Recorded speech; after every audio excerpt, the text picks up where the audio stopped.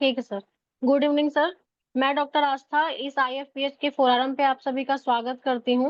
आप सभी अवगत होंगे कि आईएफपीएच एक अंतर्राष्ट्रीय होम्योपैथिक संस्था है जो कि कोविड काल से ही निरंतर दैनिक वेबिनार का आयोजन कराता आ रहा है। पहले ये अंग्रेजी और मलयालम भाषा में किया जाता था, अब राष्ट्रीय भाषा हिंदी में भी आयोजित किया जाने लगा है।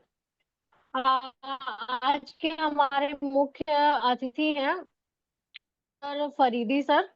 आज का सेशन स्टार्ट करने से पहले आइए सर के बारे में कुछ जान लेते हैं। सर ने अपना बीएचएमएस कंप्लीट किया है महेश्वरी मेनही homeopathic medical college hospital Katihar से, और उन्होंने अपना एमडी कंप्लीट किया है GD memorial homeopathic medical college and hospital Patna से, और इन्होंने अपना एमडी कंप्लीट किया है रिपर्टरी से। और सर अभी अपना अपने पीएचडी टैंटिया यूनिवर्सिटी 2024 में से स्टार्ट है। और सर ने एसोसिएटेड प्रोफेसर के तौर पे GD memorial homeopathic medical college and hospital में वर्क किया है, और सर अपना होम्योपैथिक क्लिनिक भी रन कर रहे हैं पटना में, एएफ होम्योपैथिक क्लिनिक। और सर लाइफ मेंबर है एचएमएआई के। आज का टॉपिक है सर का ये the role of homeopathic in non communicable disease. Thank you sir. आप फरीदी सर आप अपना सेशन स्टार्ट कर सकते हैं। आवाज आ रही है? Okay sir. सर स्टार्ट करिए सर। हाँ। जी जी जी। तो आज मैं अपना प्रेजेंटेशन जो है वो बिना पीपीटी का ही दे रहा हूँ, इसके लिए मैं सबसे क्षमा चाहता हूँ। बता दूं कि हमारा जो टॉपिक है आज का वो है नॉन कम्युनिकेबल एपिडेमिक डिजीज और role of homeopathy in this diseases. तो मेरा जो टॉपिक है वो एक आज के डेट का ये बहुत ही समझिए कि इम्पोर्टेंट टॉपिक है आज के डेट में। जो नॉन कम्युन हुए हैं इन नेचर हैं, जो एक दूसरे से डायरेक्ट तो नहीं फैलते हैं, सांक्रमिक रूप से नहीं फैलते, कम्युनिकेशन से नहीं फैलते हैं, बस ये कंटिन्यू फैलते ही जा रहे हैं, फैलते ही जा रहे हैं। अगर हम ये कहें कि पूरे वर्ल्ड में जितने भी डेथ हो रहे हैं, इसका 74% जो डेथ है वो due to these non communicable disease के वजह से हो रहे हैं।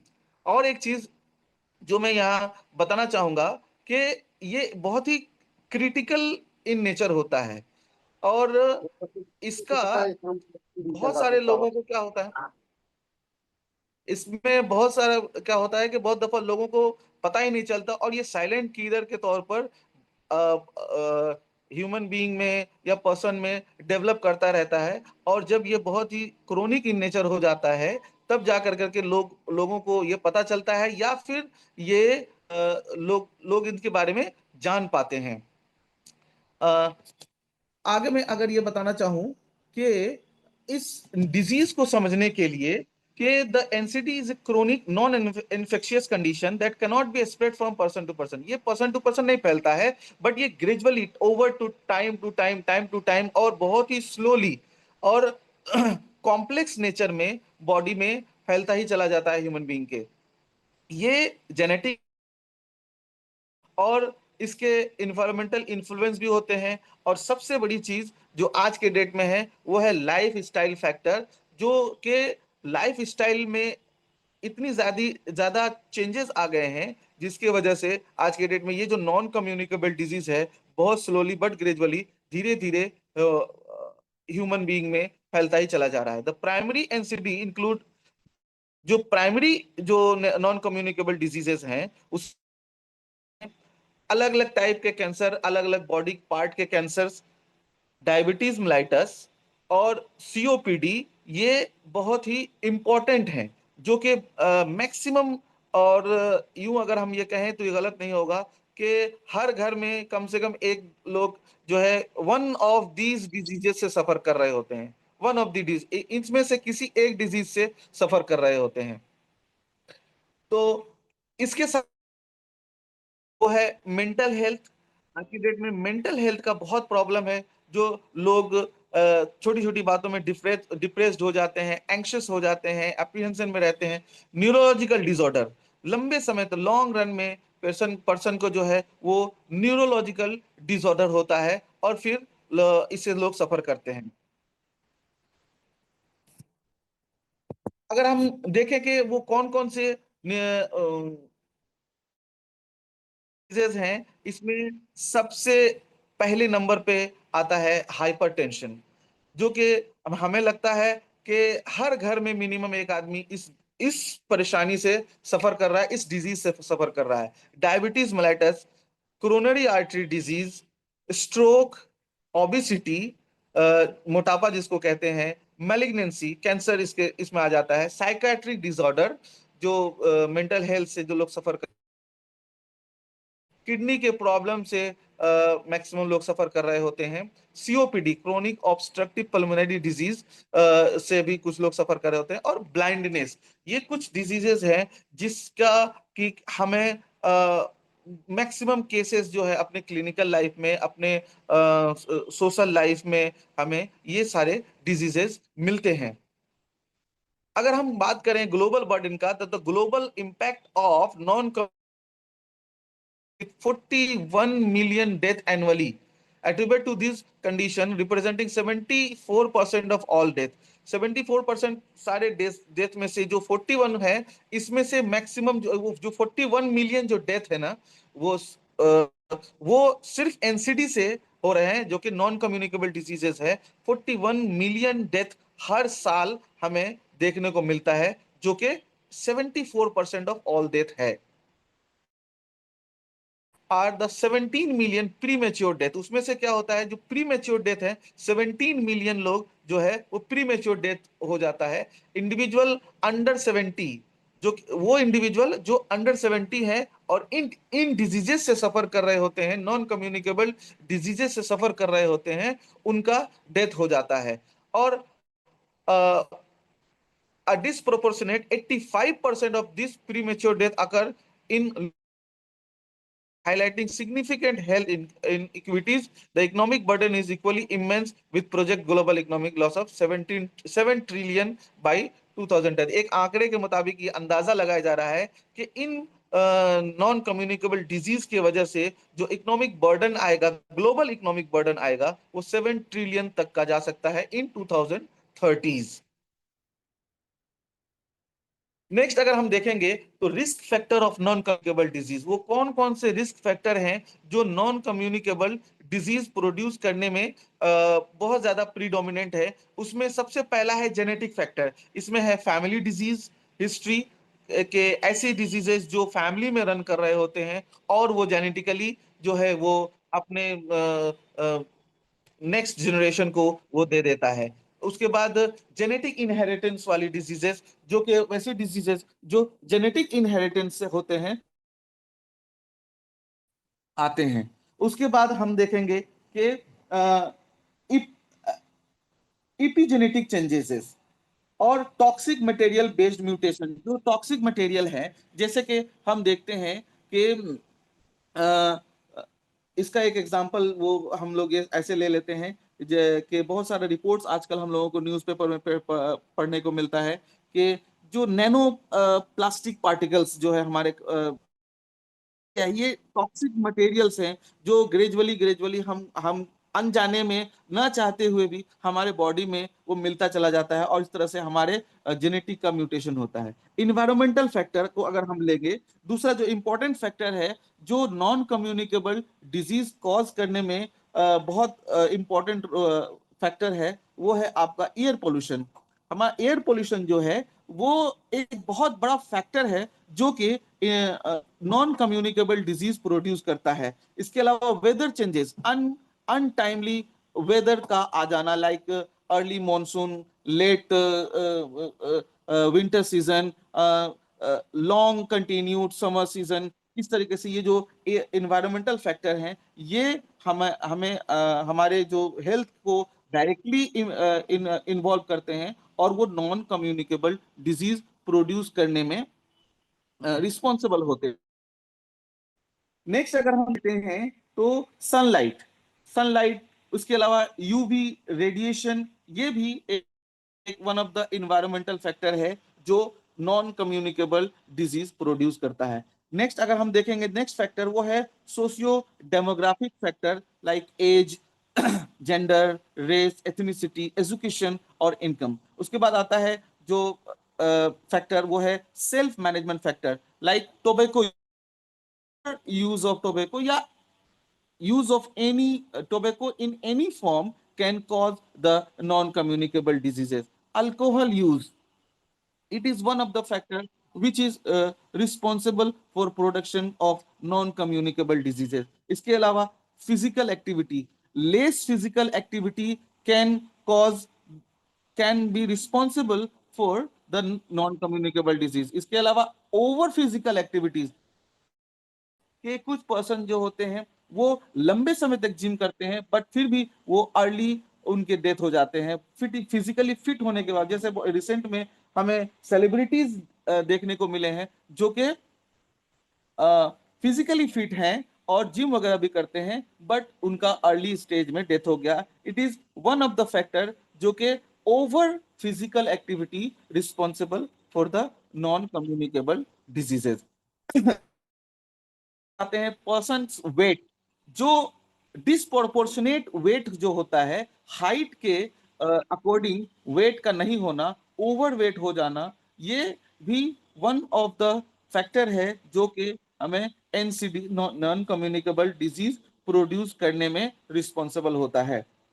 इसके अलावा आते हैं फूड चॉइस। जो आज के डेट में सबसे बर्निंग प्रॉब्लम्स हैं वो है हमारा फूड प्रॉब्लम, जो करना या कोल्ड ड्रिंक्स का यूज करना या most of the time people prefer to take meal in outside the home और वहां से जो फूड हैबिट्स हैं हाई प्रोटीन फूड या हाई कार्बोहाइड्रेटेड फूड का जो रेगुलर यूज होता है that can leads to the non communicable diseases. Next अगर हम देखेंगे तो वो है ये सारे सेल्फ मैनेजमेंट फैक्टर में आते हैं। नेक्स्ट है जो oral health care. Proper oral health care नहीं करने के कारण क्या होता है कि जो ओरल बैक्टीरियाज हैं can cause the many diseases. इसलिए बहुत दफा ये कहा जाता है और डॉक्टर्स सुझाव देते हैं कि must brush your teeth twice in a day. Next हम देखेंगे कि factor that is medical condition, that is in the medical condition comes under the medical condition like जैसे कि द ऐसे दवा मेडिसिन हैं जो एट्रोजेनिक डिजीजेस कॉज करने में रिस्पॉन्सिबल होते हैं। इसमें बहुत सारे एलोपैथिक मेडिसिन हैं जो कि डिजीज कॉज करने के रिस्पॉन्सिबल होते हैं कि इस दवा को खाएंगे तो ये डिजीज हो सकता है, ये खाएंगे तो ये डिजीज हो सकता है। That is also responsible for the non communicable diseases.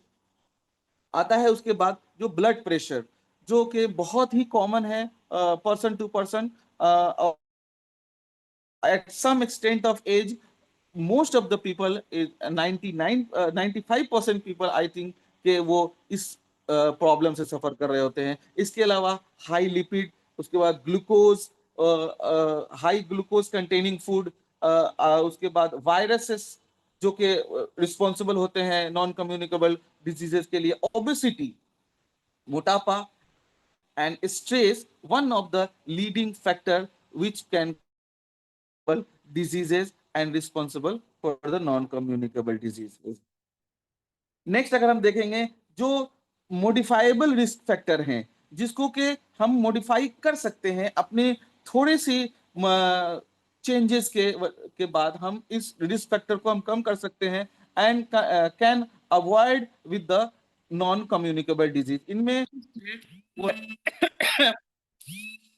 Tobacco use, अगर हम देखेंगे तो अगर हम टोबैको यूज को कम करने की सलाह देते हैं या लोगों को इसके बारे में बतलाने शुरू करें तो अगर टोबैको यूज को कम कर दें तो बहुत सारे नॉन कम्युनिकेबल डिजीजेस से हम बच सकते हैं लाइक ओरल कैंसर हो गया, रिस्पिरेटरी कंप्लेंट्स हो गया, ये सारी चीजों से। Account for 8 million death annually, ये वर्ल्ड वाइड 8 मिलियन डेथ का कॉज है इन 8 मिलियन कॉज का डेथ है वर्ल्ड वाइड, वो that can leads to the non communicable diseases.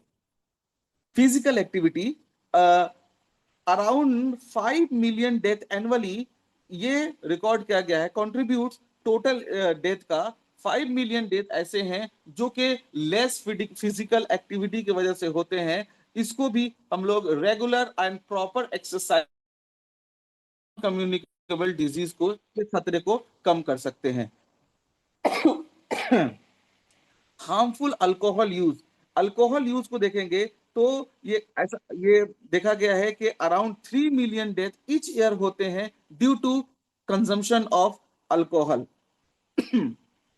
Unhealthy diet, ये अगर हम अनहेल्दी डाइट पैटर्न को चेंज कर दें और हेल्दी डाइटरी पैटर्न को अगर हम लोग एक्सेप्ट करते हैं,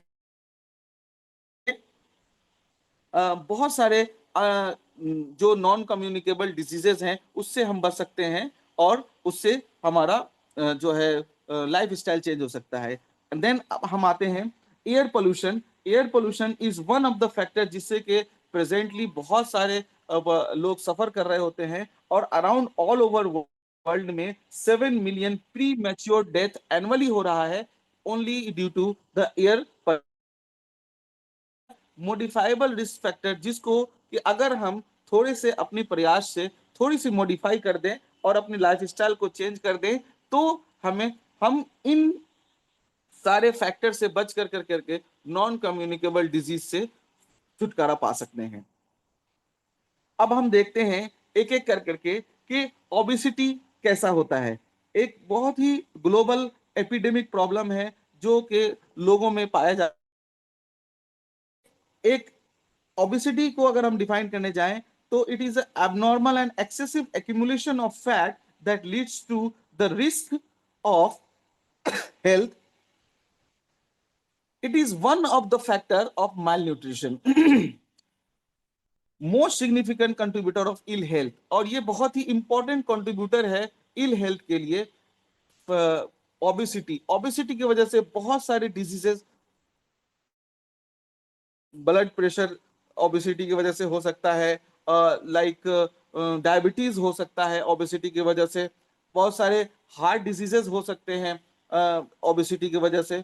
तो हम अगर देखेंगे तो इस ओबेसिटी को कम करने के लिए हमें प्रॉपर डाइटरी हैबिट, प्रॉपर और बैलेंस डाइट, इसके साथ साथ हम एक्सरसाइजेस वगैरह कर सकते हैं ये। और इसके जो कॉन्सिक्वेंसेस हम देखेंगे, ओबेसिटी के जो कॉन्सिक्वेंसेस है वो है हमारे हाइपरटेंशन, उसके बाद है स्लीप एपनिया, बहुत ज्यादा प्रीडोमिनेटिंग प्रॉब्लम है। लोग, मोस्ट ऑफ द लोग इस बात की शिकायत करते हैं कि जो हमारे कंपेनियंस हैं वो खराटे लेते हैं और नींद में चमक करके उठ जाते हैं। This is the sleep apnoea and this is the one of the factor जो कि कॉज होता है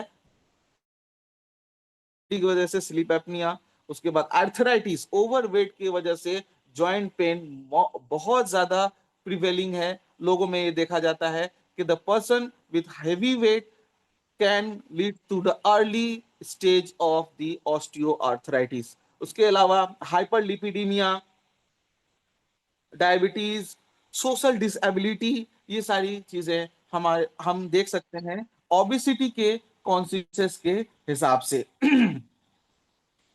अगर हम होम्योपैथिकली देखने जाएं तो the treatment of homeopathic treatment is in case of obesity तो and antimonium carbonicum, antimonium crudum, baryta carb, calcarea carbonica, capsicum capsicum ferrum phos और ग्राफाइटिस, ये सारे कुछ मेडिसिन हैं जिसको कि हम अगर सिम्टोमेटिकली अप्लाई करते हैं तो with the advice of proper advice and with the advice of proper dietary management that can be suitable for the better health or can reduce the obesity। उसके बाद अगर हम देखेंगे हाइपरटेंशन, तो hypertension as we know very well that the lateral pressure exerted by the blood in the arteries as it flows through them, when it flows through them the lateral pressure exerted by the blood into the artery wall, and this is the blood pressure. So it is the biggest increasing prevalence in developing country. Gradually it is developing and around 24% is increased in few years, last 2 to 3 years में ये जो है developing countries में 24% बढ़ गया है, और वो जो कंट्रीज हैं उसमें 80% तक ये जो हाइपर टेंशन के केसेस हैं वो बढ़ गए हैं। और ऐसा एक अंदाजा लगाया जा रहा है कि इन 2026 2026 तक out of every 3 adult person 1 person will be hypertensive. ये एक ऐसा अनुमान लगाया गया है। तो हम लोग अंदाजा लगा सकते हैं कि कितनी तेजी से how cases of hypertension is increasing gradually। Hypertension दो टाइप के होते हैं, primary hypertension and secondary hypertension. Primary hypertension वो हाइपरटेंशन जो कि कोमॉर्बिडिटी के साथ नहीं आते हैं, उसके कोई कोमॉर्बिडिटी नहीं, वो इटसेल्फ अ कंडीशन है, एक डिजीज कंडीशन है। और जो सेकेंडरी हाइपरटेंशन है वो अपने कोमॉर्बिडिटी के साथ आते हैं। जैसे इसका वन ऑफ द एग्जांपल हम देखेंगे कि है क्रोनिक किडनी डिजीजेस हैं, उस केस में एसोसिएटेड विद हाइपरटेंशन आता है। तो these are the secondary hypertension जो कि एसोसिएटेड विद कोमॉर्बिडिटीज आते हैं। होम्योपैथिकली अगर हम देखेंगे तो हमें मिलेगा कि mother tincture of rauwolfia serpentina, digitalis purpurea and crataegus grandiflorus, ये कुछ मेडिसिन हैं जो कि हमें इन केस ऑफ हाइपरटेंशन बहुत ही इफेक्टिव। कार्डियोवैस्कुलर डिजीजेस, इसको हम देखेंगे तो is refer to the class of diseases that involve the heart or blood vessels. It technically refer to the heart related problem, that is cardiovascular system। तो cardiovascular system से जो भी diseases connected होते हैं उसको हम लोग सीवी कार्डियोवैस्कुलर डिजीज कहते हैं। उसमें जो कुछ सिलेक्टेड डिजीजेस हैं like coronary artery disease, CAD, जिसमें जिसको हम लोग हार्ट अटैक के नाम से भी बहुत जानते हैं कि कोरोनरी आर्टरी डिजीजेस। नेक्स्ट होगा सेरिब्रोवास्कुलर डिजीज, जो कि हम लोग स्ट्रोक की वजह से जानते हैं। स्ट्रोक लाइक ब्रेन हैमरेज, जिसको बहुत फेमसली हम लोग जानते हैं।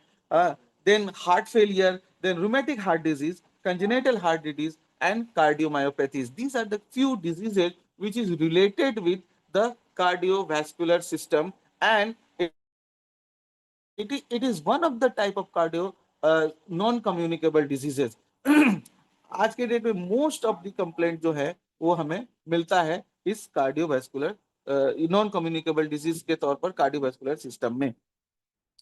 अगर हम होम्योपैथिक ट्रीटमेंट इस कार्डियोवैस्कुलर डिजीज से लेकर स्पेसिफिकली अगर हम देखेंगे तो हमें मिलता है कि जो भी इंडियन ओरिजिन के मोस्ट ऑफ द ड्रग्स हैं वो बहुत ही इफेक्टिव हैं in case of cardiovascular disease. Serpentina, terminalia chebula, terminalia arjuna, allium sativa, baryta carbonica, ये सारे कुछ मेडिसिन है। कोलेस्टेरोनियम 3x, ये सारे कुछ मेडिसिन हैं जिसको हम अगर इफेक्टिवली और विद द प्रॉपर मैनेजमेंट अगर हम चलाते हैं किसी भी पेशेंट को, तो ये बहुत ही इफेक्टिव होता है कार्डियोवैस्कुलर डिजीज के केस में। नेक्स्ट होता है डायबिटीज मेलाइटस, जो कि हम देखेंगे कि व्हाट इज डायबिटीज मेलाइटस। तो diabetes mellitus is the condition when the body produces diabetes mellitus, sorry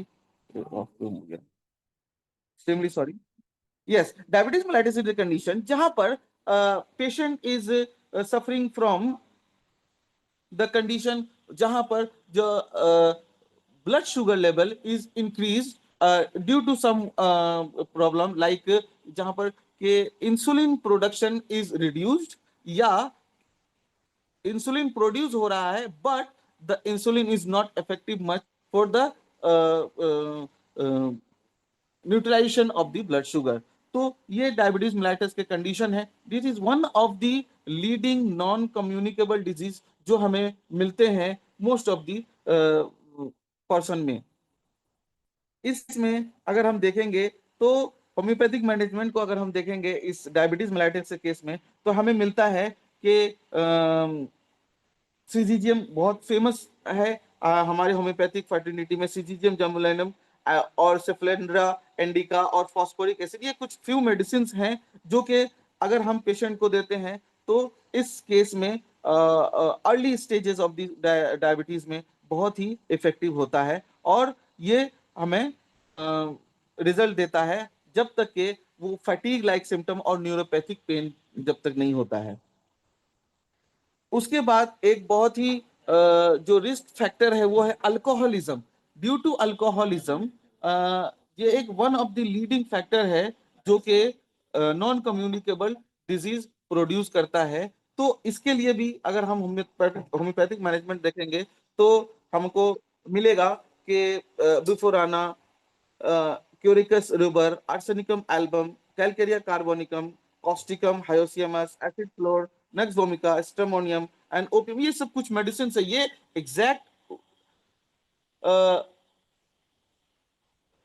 exact medicine नहीं है, but it is considered to be very much effective for the treatment of alcoholism.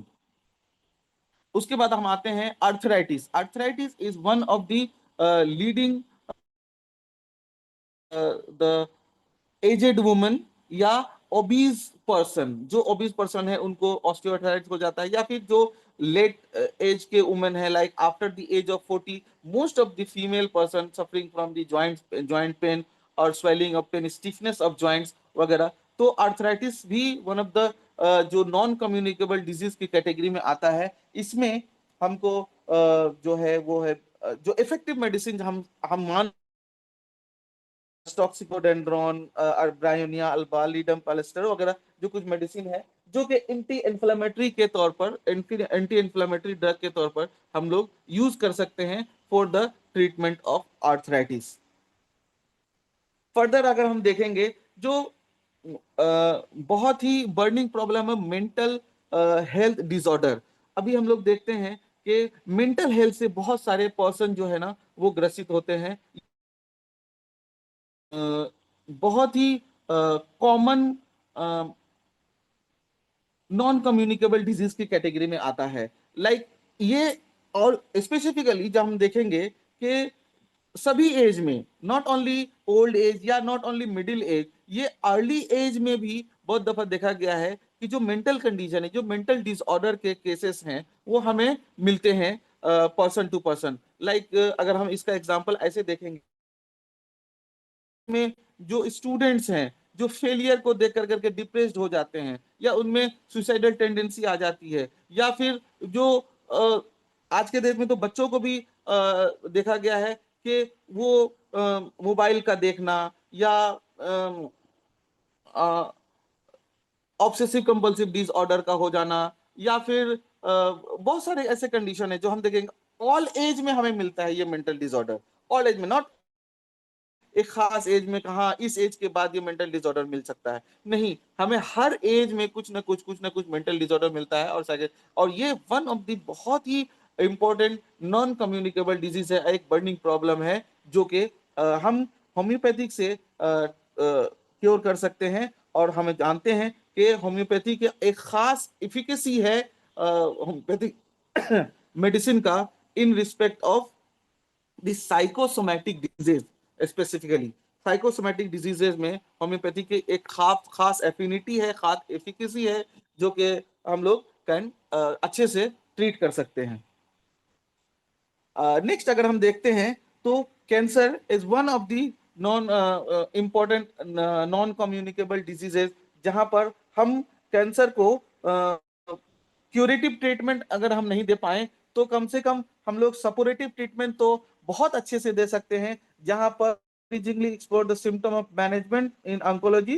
The studies indicate benefits in managing the chemotherapy induced nausea, जो chemotherapy induced nausea होते हैं, और म्यूकोसाइटोसिस होते हैं, fatigue होता है, इमोशनल डिस्ट्रेस होता है। ये सारी चीजों को जो पोस्ट केमोथेरेपी या पोस्ट रेडियोथेरेपी या इन लॉन्ग कंटिन्यूड ट्रीटमेंट के बाद पेशेंट जो है वो सफर हो चुका होता है, और वो जब आते हैं तो हम लोग उसको मैनेजमेंट दे कर करके उसके प्रॉब्लम्स को कम कर सकते हैं। ये देखा गया है कि मोस्ट ऑफ द टाइम जो कैंसर के केसेस हैं वो इनिशियल स्टेज में होम्योपैथिक ट्रीटमेंट नहीं मिल पाने की वजह से वो बहुत ही ज्यादा डेंजरस और वो फोर्थ स्टेज में चला जाता है, एग्रावेटेड स्टेज में चला जाता है, कॉम्प्लिकेटेड स्टेज में चला जाता है, तो वैसे केस में हम देखेंगे कि होम्योपैथिक मेडिसिन बहुत ज्यादा इफेक्टिव होता है, such as arsenic album,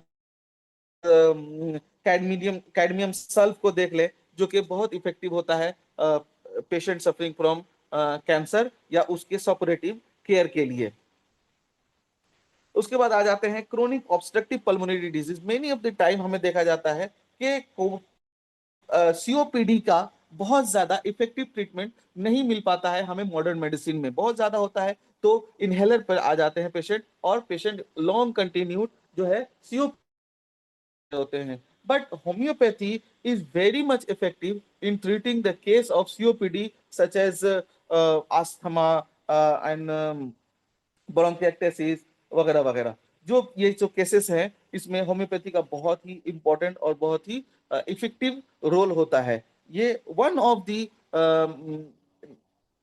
important non communicable diseases है जहां पर एयर पोल्यूशन बहुत ही ज्यादा है, सच है हम, या फिर दूसरे स्टेट्स ऑफ द इंडिया जहां पर जो एयर पोल्यूशन बहुत ज्यादा है और patient is suffering from non communicable COPD, तो उसमें हम होम्योपैथिक मेडिसिन की इफिकेसी को देख सकते हैं।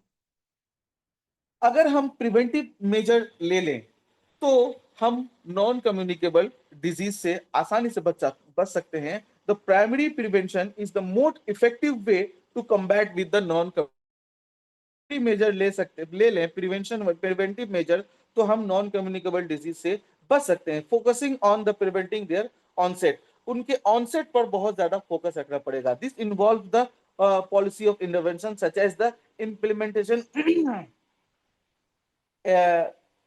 ये गवर्नमेंट मेजर हैं, लाइक जैसे कि implementation of taxes on the harmful product like tobacco, alcohol, sugar drinks, या फिर ईटीसी, जिस पर अगर हम बहुत ज्यादा अगर गवर्नमेंट बहुत ज्यादा टैक्सेस लगाती है तो लोग उसको परचेज करने से बचेंगे, और इस तरह से वो preventive measure one of the preventive measure हो सकता है। ये एग्जैक्टली प्रिवेंटिव मेजर नहीं हो सकता है। उसके बाद जो प्राइमरी प्रिवेंटिव मेजर्स में हम देखते हैं पब्लिक हेल्थ कैंपेनिंग। अगर हम पब्लिक हेल्थ कैंपेन शुरू कर दें और लोगों को इस बारे में एजुकेट करना शुरू कर दें कि इन सब चीजों से ये परेशानी हो सकता है, आप ये फूड हैबिट को छोड़ दीजिए, या इस फिजिकल एक्टिविटीज को बढ़ा लीजिए, या फिर इस तरह से लाइफ स्टाइल को चेंज कर लीजिए। ये सब कंपेनिंग अगर हम शुरू करते हैं तो हम जो है इस बर्निंग प्रॉब्लम से हम लोग बच सकते हैं। इसमें जो है लाइक ओबेसिटीज हो गया, लाइक हम फिजिकल एक्टिविटीज बच सकते हैं, लाइक हम आर्थराइटिस से बच सकते हैं ओबेसिटीज को घटा कर करके, ईटीसी भी है। जैसे कि हम एक ग्रुप और एक कम्युनिटी बना कर करके कुछ मेजर्स ले सकते हैं, लाइक मॉर्निंग वॉक में एक कम्युनिटी बना कर करके अगर हम काम करते हैं तो हमें एक दूसरे का हेल्प या एक दूसरे से सपोर्ट मिलता है, या एक दूसरे से एक इनकरेजमेंट मिलता है कि भाई वो जाएगा तो हम भी जाएंगे, और साथ में मिल कर करके कुछ एक्टिविटीज करेंगे, तो हम ये जो नॉन कम्युनिकेबल डिजीजेज हैं सच एज हो गया, ओबेसिटीज हो गया, या फिर और भी दूसरे डिजीजेस हैं, इनसे हम बच सकते हैं। ये है कम्युनिटी वाइज या ऑर्गेनाइज्ड वे एक्टिविटीज, जिसको हम अगर करते हैं तो हमें बहुत आसानी से इन सब चीजों से छुटकारा मिल सकता है। अर्ली डिटेक्शन एंड स्क्रीनिंग, ये एक बहुत ही इंपॉर्टेंट फैक्टर होता है इन case of non communicable diseases, जहां पर हम रेगुलर अगर अपने हेल्थ और रेगुलर अपनी जो भी हेल्थ रिलेटेड पैरामीटर्स है उनका एग्जामिनेशन करते रहें और उसकी स्क्रीनिंग करते रहें, तो हमें इस बात का अंदाजा लग जाएगा कि हमारे बॉडी के जो पैरामीटर्स हैं, जो भी इंपॉर्टेंट वाइटल्स हैं, वो नॉर्मल हैं या नहीं है। अगर वो नॉर्मल होते हैं तो हम तो ठीक है, अगर वो नॉर्मल नहीं होते हैं तो उससे रिलेटेड मेजर्स हैं, हम उसको ले सकते हैं। तो रेगुलर ब्लड प्रेशर चेकअप हो गया, रेगुलर जो है वो ब्लड blood का examination, lab examination, laboratory examination of the blood, such as CBCs हो गया, liver function हो गया, kidney function test हो गया, ये सब कुछ मार्कर्स है जो हमें इंडिकेट करते हैं कि वी आर साइलेंटली या ग्रेजुअली कम्युनिकेबल डिजीज। तो इन सारी एक्टिविटीज को अगर हम करते हैं और अर्ली डिटेक्शन वाली फॉर्मूला को अपनाते हैं तो हमें मिलता है कि हम इन नॉन कम्युनिकेबल डिजीज से आसानी से बच सकते हैं। कैंसर स्क्रीनिंग इंक्लूडिंग मैमोग्राम, अगर हम करते एक आफ्टर द एज ऑफ 30 या 40 अगर हम रेगुलर मैमोग्राम करवाते रहें तो हमें जो है वो ब्रेस्ट लंप या ब्रेस्ट कैंसर या ब्रेस्ट एब्सेस, इन चीजों से हमें आसानी से बच सकते हैं। रेगुलर यूएसजी, रेगुलर मतलब हर वीक में नहीं, एक ड्यूरेशन 6 मंथ या 1 ईयर के गैप में यूएसजी कराने से जो इंटरनल एब्डोमेन के जो भी कंप्लेंट है वो आसानी से और अर्ली डिटेक्शन हो जाएगा, तो हम उसको अर्ली ट्रीटमेंट कर करके उससे हम लोग बच सकते हैं। तो ये है प्रोसेस जिससे कि हम स्क्रीनिंग या डिटेक्शन, ये जो मेजर है अर्ली डिटेक्शन एंड स्क्रीनिंग, इससे हम नॉन कम्युनिकेबल डिजीज जो एपिडेमिक इन नेचर होता चला आ रहा है इससे हम बच सकते हैं। जो एनसीडीज, जो नॉन कम्युनिकेबल डिजीज के जो मैनेजमेंट में से वन ऑफ द मैनेजमेंट जो है वो है लाइफ स्टाइल इंटरवेंशन। ये एक बहुत ही इंपॉर्टेंट फैक्टर है जो कि हम लाइफ स्टाइल इंटरवेंशन करते हैं, जैसे डाइट, लाइक जो के लो फैट डाइट होते हैं या फाइबरस फूड होते हैं, जो फाइबर कंटेनिंग फूड होते हैं, इन डाइट्स को अगर हम लेना शुरू करें तो ये भी हमें हेल्पफुल होगा कुछ नॉन कम्युनिकेबल डिजीजेस से जो कि ग्रेजुअली हमारे डेली लाइफ में एसोसिएट होता चला आ रहा है। लाइफ स्टाइल इंटरवेंशन है उसका है वो है रेगुलर फिजिकल एक्टिविटी। हम लोग कंटिन्यू अगर फिजिकल एक्टिविटी एक फिक्स्ड ड्यूरेशन के लिए और एक फिक्स टाइमिंग में करते हैं तो कहा जाता है कि 150 minutes of moderate intensity activity weekly as recommended by the experts to improve the cardiovascular health and over 150 minutes एक वीक में कलेक्टिवली करते हैं, नॉट एक ही डे में, कलेक्टिवली एक वीक में 150 मिनट्स की फिजिकल एक्टिविटी और मॉडरेट इंटेंसिटी का, नॉट हाई इंटेंसिटी का करें। मॉडरेट इंटेंसिटी का अगर हम एक्टिविटीज करते हैं तो उसमें लाइक आता है कि साइकिलिंग हो गया, वॉकिंग हो गया, लाइट फिजिकल एक्टिविटीज हो गया, इंपॉर्टेंट फैक्टर जो योगा है, योगा हो गया, ये सब अगर हम करते हैं और ओवरऑल वीक में वन देते हैं इस फिजिकल एक्टिविटीज में, तो हमें ये देखने को मिलता है कि जो कार्डियोवास्कुलर हेल्थ है वो, और एज वेल एज जो ओवरऑल हेल्थ का जो वेलबींग है वो भी हमें देखने को मिलता है कि वो बहुत ही अच्छा हो जाता है। वेट मैनेजमेंट ये एक बहुत इंपॉर्टेंट फैक्टर कि अगर हम वेट मैनेजमेंट करते हैं तो ये हमें देखने को मिलता है कि हमारा बहुत सारे non communicable diseases like obesity हो गया, लाइक ऑस्टियोआर्थराइटिस हो गया, है ना, लाइक स्लीप एपनिया हो गया, लाइक और भी बहुत सारे जो कंप्लेंट्स है जो कि ड्यू टू ओवरवेट या हैवी वेट की वजह से हो रहे हैं, तो हम उससे बच सकते हैं। Losing just 5 to 10% of body weight can dramatically improve blood sugar control in individuals. ये कहा गया है कि जितनी, और एक रेशियो भी बताया गया है कि जितनी आपकी सेंटीमीटर्स में हाइट है उस हाइट्स का डिवाइडेड बाय जो भी आपका 100 - 100 कर देंगे तो वो आपका जो है बॉडी वेट होना चाहिए -100। मान लीजिए कि अगर किसी का 100 का हाइट है तो -100 कर देंगे तो 60 केजी वेट जो है एक इंपॉर्टेंट एवरेज और बहुत ही वेल वेट माना गया है किसी भी पर्सन का, बहुत ही स्टैंडर्ड वेट माना गया है। तो ये एक फॉर्मूला जो डाइटिशियंस होते हैं वो देते हैं, और कहाँ तक ये सही है, डाइटिशियन का दिया हुआ फॉर्मूला होगा तो हम इसको ऑथेंटिकेट कर सकते हैं। जो डाइटिशियन ने दिया है कि अगर किसी का जो भी सेंटीमीटर हाइट है -100 कर देते हैं, तो -100 पर जो भी वेट बचता है, it should be the weight of a person. Stress reduction, ये एक बहुत इंपॉर्टेंट फैक्टर है। हमें हमें non communicable diseases related to mental stress या मेंटल कंडीशन या मेंटल कंप्लेंट्स, जैसे कि practising suggest mindfulness and meditation, ये एक बहुत इंपॉर्टेंट चीजें हैं। और बहुत दफा ये सजेस्ट किया जाता है कि person should once in a day to combat with the mental stress या to improve the mental health या to reduce the stress, ये एक की फैक्टर है। ऑल्सो एक की फैक्टर है कार्डियोवैस्कुलर कंप्लेंट को रिड्यूस करने का। आज इतना ही, यहीं पर हम अपने इस सेशन को खत्म। ओवर टू सानी sir. Thank you sir.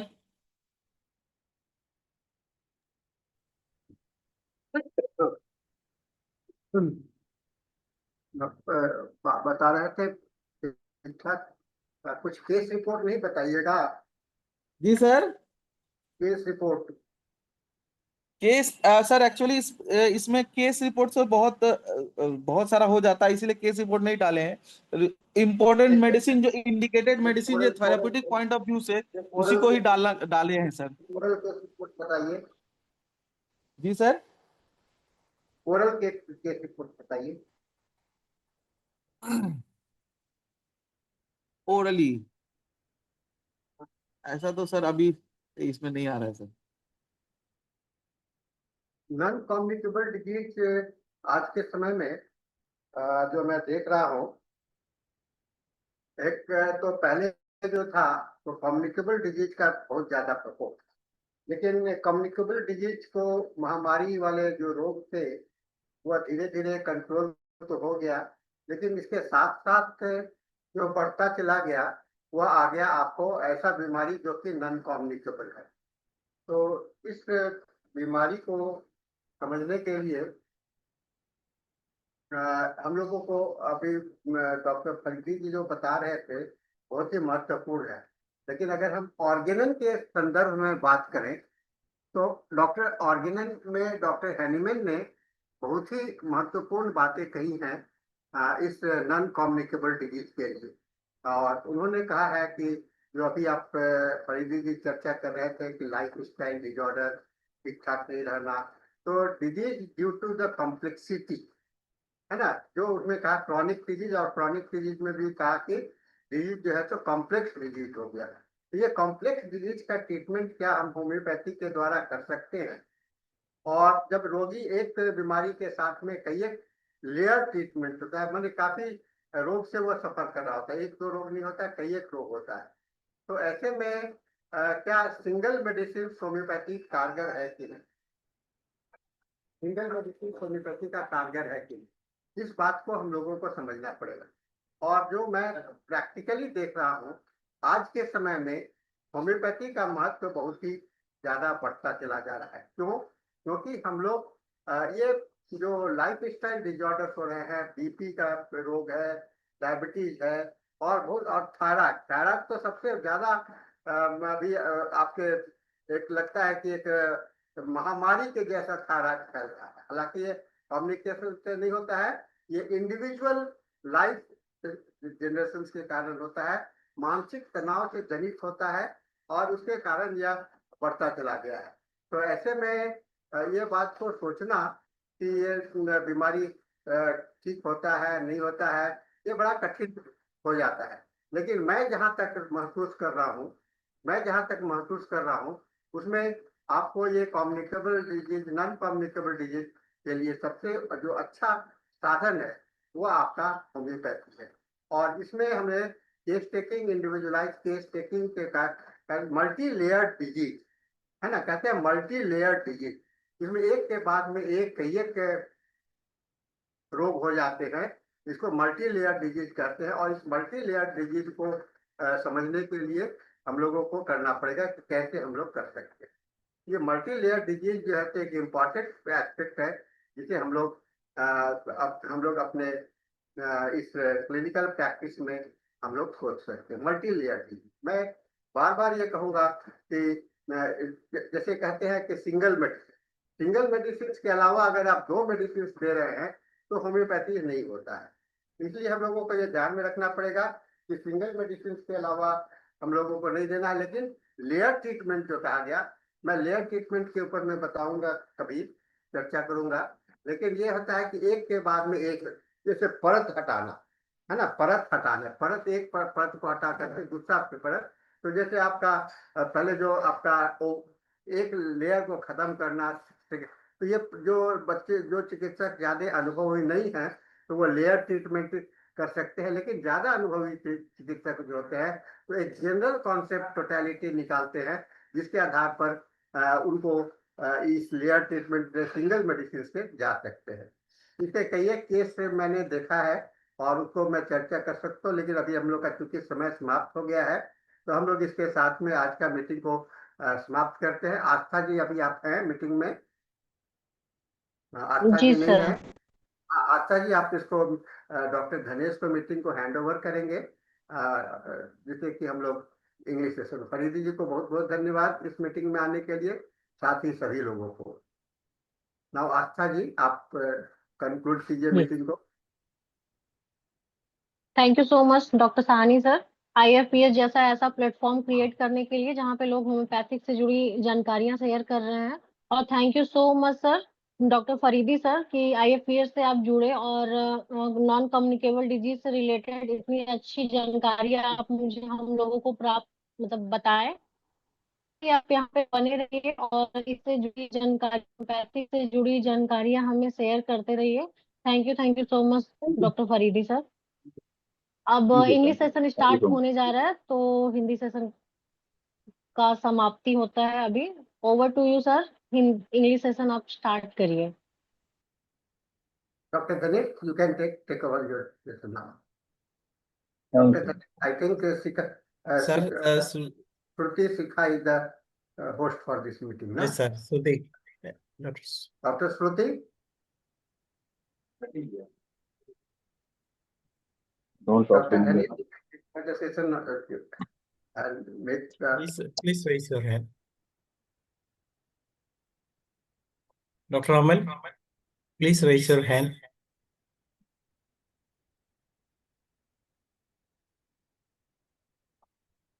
Dr. Dhanesh, you are in the meeting now? Yes, sir. I am looking forward. We are not able to see your video. Sir, I am not in a position since. Okay. So, Dr. Aman has not yet joined. Sir, please say something in between. I shall call him whether he has joined or not. Who is the speaker for this session? Dr. Amal Chandra. Dr. Amal Chandra. Yeah. Amal Chandra. Yes. He's So, has not. now we are starting our English session now, and because hosts are not available, so just I want to start the meeting so that we should not be delayed. So I welcome you all in this meeting of this international forum, English session of the International Forum for Promoting Homeopathy. Let us have a 1 minute silence prayer so that we can start the session further. Thank you very much for your kind patience. As you know that this International Forum for Promoting, which is now about to complete 1800 days, it is a very marathon milestone for the marathon run for the homeopathy, which I think none of the platform had reached to this level. And this is very wonderful things that we are communicating from all over the world. We are getting the participants as well as the speakers from all over the world. In today's session, Dr. Amal Chandra is our speaker, and he is going to talk about the his topics. I am not aware because don't have the biodata with him. So let Dr. Amal Chandra introduce himself and speak about his topic also. Dr. Amal Chandra, you can start your session now.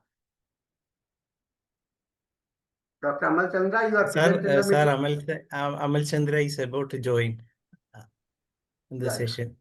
We So are I think waiting. Dr. Ganesh, you are the host, so you can Yes, sir. mention Yes, I have seen, sir.